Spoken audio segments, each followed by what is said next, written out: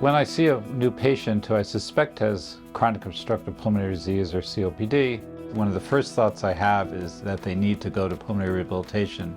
It's the cornerstone of effective therapy for patients with COPD because it prevents worsening exercise intolerance, prevents hospitalizations and exacerbations, and trains patients how to deal with their own disease process so they can manage their medications and their therapies more effectively. Pulmonary rehab can be a wonderful extension of the medical services to patients with COPD, including weekly reports to the physician about the patient's progress.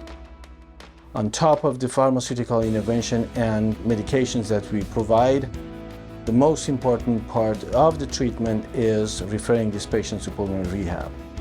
Any physician can initiate that process and refer the patient to pulmonary rehab, as we know that will help sometimes even more than pharmaceutical intervention.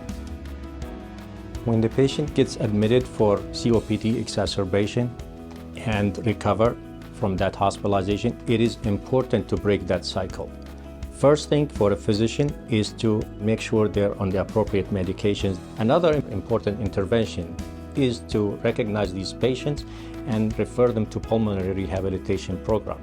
My experience with patients who receive pulmonary rehab is quite positive.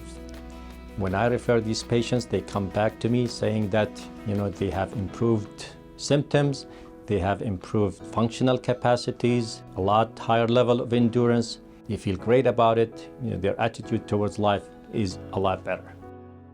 Psychologically and physically has been amazing improvement among all my patients, and I see it every day, and I highly recommend that. When a patient's on oxygen therapy, you have to remember that oxygen is a drug with a dose that needs to be adjusted depending on the patient's circumstances and disease progression.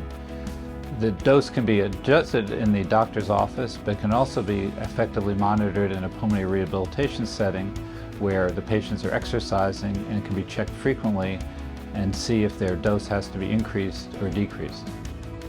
One of the community resources that has been very effective over the years is the Better Breathers Club that's sponsored by the American Lung Association.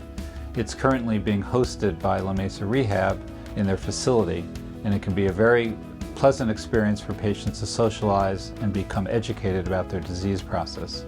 If a patient has been diagnosed with COPD and is still having shortness of breath, they need to speak to their doctor about having their medications adjusted and to be referred for pulmonary rehabilitation, which will improve their exercise capacity and improve their quality of life.